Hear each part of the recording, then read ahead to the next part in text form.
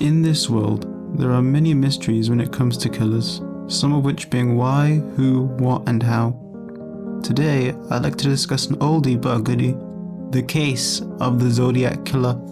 December 20th, 1968, two high schoolers named Betty Lou Jensen and David Faraday are making out in a car on a road nicknamed Lover's Lane until a man orders them out the car, where they are both shot and killed, kickstarting an investigation that will be a part of history forever. After a 6-month period, 3 newspapers got a letter, each claiming to be the killer. Each letter housed a cryptogram that, when cracked, referenced a book that talked about hunting, and not just any form of hunting. It spoke of human hunting. He wrote, his victims would become his slaves in the afterlife, and after this case would be over, those words would be engraved in American people's minds and into history forever.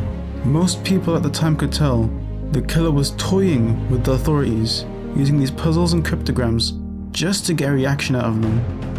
And the magnum opus of this was a 3-page cryptogram that only got solved 51 years later. However, this didn't stop the Zodiac from killing, because it's no doubt in the mind of the police that Darlene Elizabeth Farron and Mike Ronald Magoo were victims of the Zodiac. According to Mike, who was the only survivor of the encounter, this was at Blue Rock Springs in Vallejo, California. At the time of the murder, Darlene said a car pulled up behind them, shortly departing before returning using a bright light to disorient the two before shooting and killing Darlene. Cops now had an idea for who they were looking for, a male in his late 20s, maybe early 30s, 5'8" and apparently on the stocky side. Brown hair and a round face too.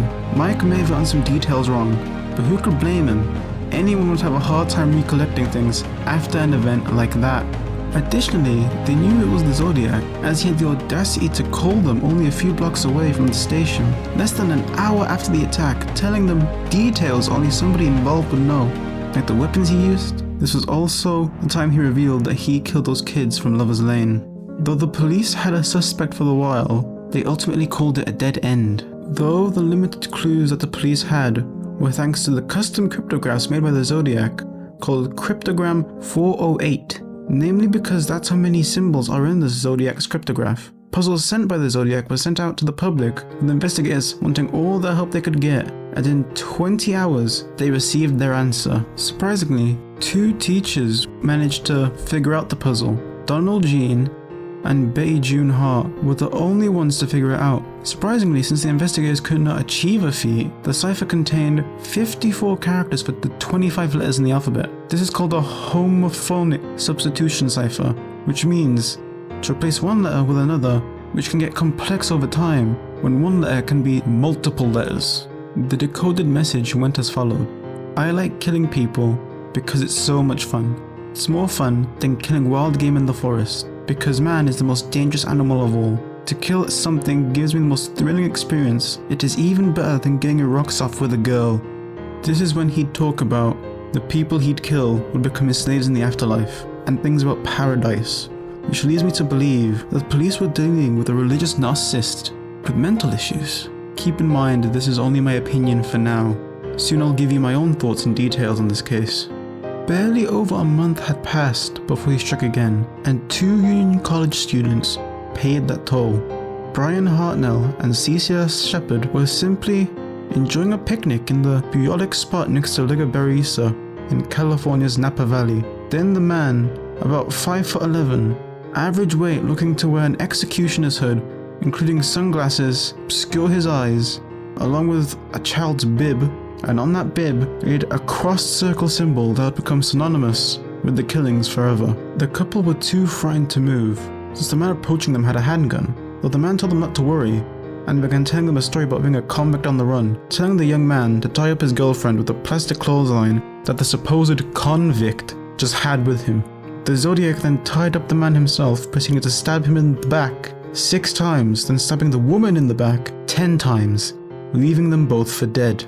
After this, the Zodiac walked 500 yards to where the couple's car was parked, where he drew his symbol and the following message: Vallejo 12/20/68 7/4/69 September 27 59 6:30 by knife, getting the police on the phone confirming that it was indeed him behind the couple's demise. Police soon found out the call was made from Napa Car Wash that was only around the block from their department. The cops took advantage of this, gaining some fingerprints off the payphone after the event. Additionally, the Zodiac had failed in killing one of the couple. The girl told everyone what they saw. Unfortunately, she slipped into a coma that she didn't wake up from and perished 2 days later. The man, however, he survived the entire encounter and lived to tell the tale, telling the police whatever he could. Remember when I told you that I'd be getting my own theories and ideas? Well, this is the time I'm going to do it, because after this killing, nothing much changes with the Zodiac. It's the same cycle that repeats over and over again. He sends in a cryptic message, he kills a couple, and the police can't find him. Except for one specific event, where he attacked a taxi driver. Nobody knows why, and it never happened again. But there could have been some personal feelings right there. Or maybe the taxi driver figured out who the man was, either seeing something he shouldn't have, or maybe the Zodiac was just having fun.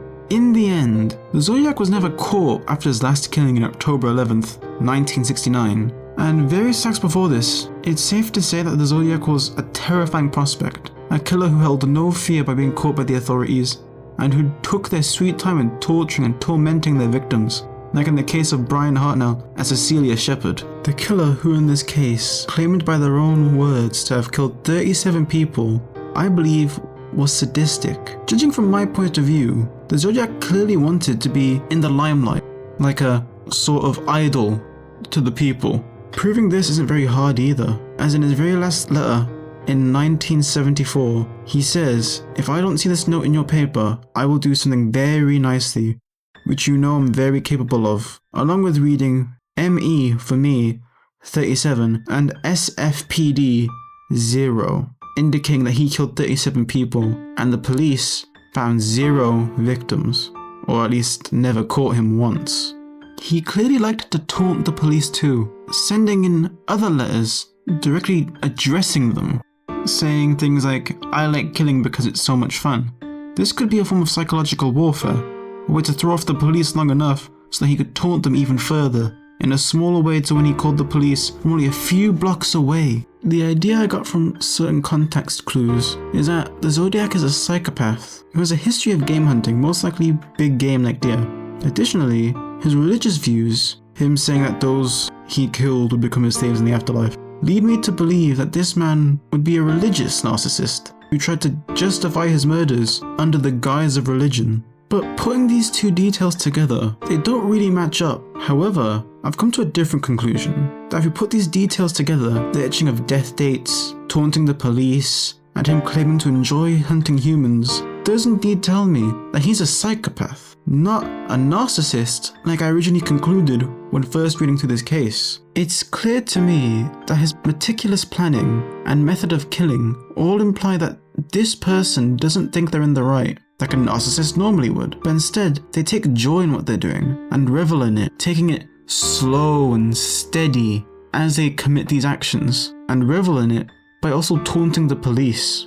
From both what I've heard and what I've read, the information I've gathered all details that the Zodiac is a religious psychopath who has a history of sports hunting. He clearly enjoys massacring his prey and taunting them when he gets the chance to, or while he's being chased, he taunts authorities at every turn, and the way he speaks and writes makes him look like a manipulator who likes to play with his food. In conclusion, this individual was clearly smart enough to evade authorities and lead them on the way he did. And when he sent his last message in January 29, 1974, he left the world in prolonged suspense, so when he never showed up again, he influenced an entire generation about the world of crime, creating a fan base of young writers and TV watchers who'd put a whole new spin on psychopaths and murderers. I'd like to say thank you for joining me on this investigation today. I ask that you share this around and spread the word so people can hear about the horrible things that have happened in history.